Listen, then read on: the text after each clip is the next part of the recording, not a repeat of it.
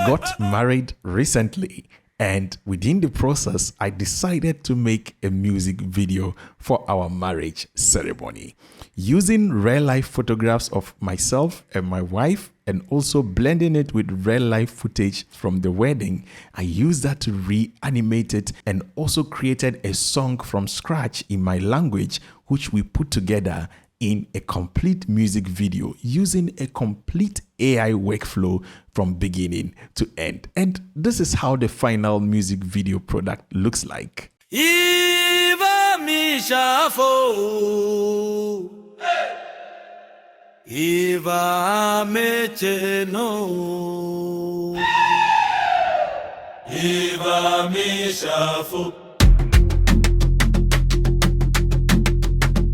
Iva Mishafo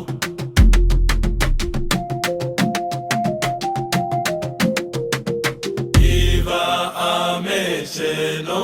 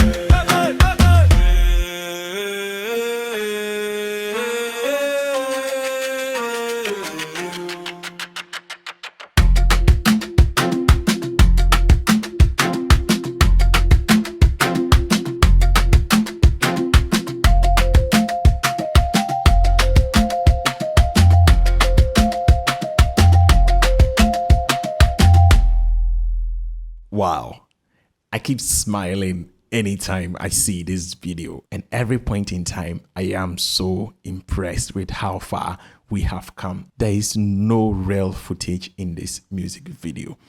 Every single scene, every single thing you see is entirely AI generated from beginning to end.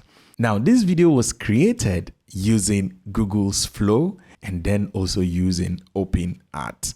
Wherever you can actually access Seedance, please feel free. This is not a video to market OpenArt. The whole journey actually began in Google Flow, where I used this image from my YouTube studio where I am just wearing this red shirt.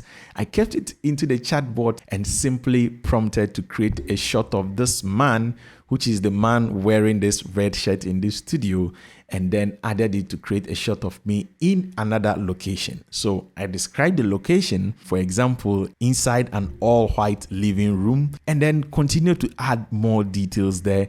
And at the end of the day, I generated that kind of image with me inside this kind of space. That is option one, which is using an image to video workflow. The second part of this is that instead of using image to video workflow, we can also go the other way around, where in Google Flow, using the new Omni model, we can simply put in that my image as a reference and just prompt to generate a video right away. For example, I can use that same image of me wearing the red shirt and prompting that it should put me in the white space, and then as usual, writing details about what should happen within the space. And then at the end, I'm going to write it should keep the angles very creative. And so once we generate, we are going to end up with a video right away. This is the general concept I use to create all the B-rolls. I use the same concept for the scenes where I had to create shots of my wife inside the studio. I used this real life photograph of her in the wedding. Then all I needed to do was to regenerate it in a 16:9 format over here using just the same kind of prompt structure. And then from the image, I went ahead to animate the image right away. So this is basically the concept, how we went about creating all the B-rolls. Now, B-rolls here are simply the things that are giving context to the song, but not necessarily having lip sync. Now, what is a music video where the people cannot sing a song? That is what we call the lip sync. Now, what made this complex is the fact that this song is actually in my own local language. If this is in English, there are simple ways that you can easily go about getting the character's mouth to open to the words of the song. But in this case, this is not an English song. So what did we do? Now, let's pay attention here because this is the most important part of the video. Now, I use the Condensed 2.0 model. Now, I use that in OpenArt with the text with reference feature. So basically, what we should know going into this part is that all you need to do is to use your editing software and then select only the areas where you want your character to be singing. This would also save you a lot of credits because Condensed 2.0 can only animate or would only work within 15 seconds. So what I did was that I go to Adobe Premiere Pro where I am going to be editing the final video. I placed the audio track over there and then I selected about 5 to 6 seconds of the areas where I need the person to sing. And then I rendered those portions out and naming them R1, R2, R3, R4, R5. So these are the various chunks of 6 seconds, 5 seconds. Each of them is still below 15 seconds. And those encompass all the various areas that I want myself as a character to be able to sing. Now, once we have all this chopped up, the next thing is to select those images that I want to use for those particular areas. In my case, I came to OpenArt and then I added the image of the person onto OpenArt. I also went ahead to import that particular audio onto OpenArt. Now, the most important thing here is how we write the prompt.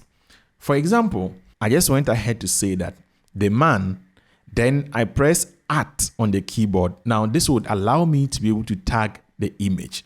This is just for emphasis sake. And then I select that particular image. Then I continue writing that is passionately singing the song in the attached audio.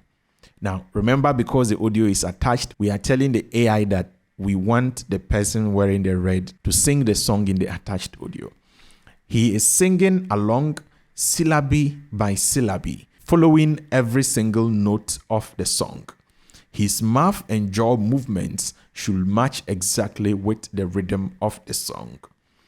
And then after that, we continue to add a negative prompt. No added sounds apart from the uploaded music. The camera is handheld. We are adding a camera description there. And then we say, do not stretch the music, just exact same music. So this is my prompt structure, or this is exactly how I went about writing for all the various areas where I wanted the person to sing. Now, saying syllable by syllable and then referring to the notes in the song is very important. Now, disclaimer, I am not a music professional, but I just figured out that this was a way I could force Condensed 2.0 to actually listen to the music. There are other corners or there are other ways that people have found around this, but for me, for some reason, this technique has worked out for me. So you can simply copy this kind of prompt structure or also change it in your own way, as I always advocate on this platform.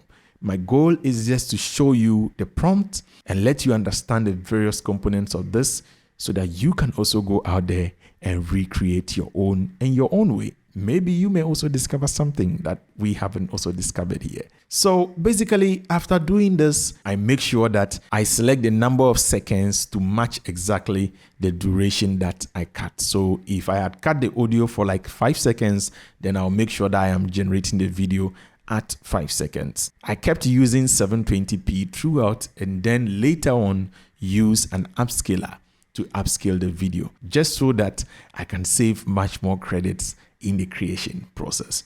After that, I download it, bring it, and then put it back on the timeline. Now, I don't know whether this is just a problem peculiar to me.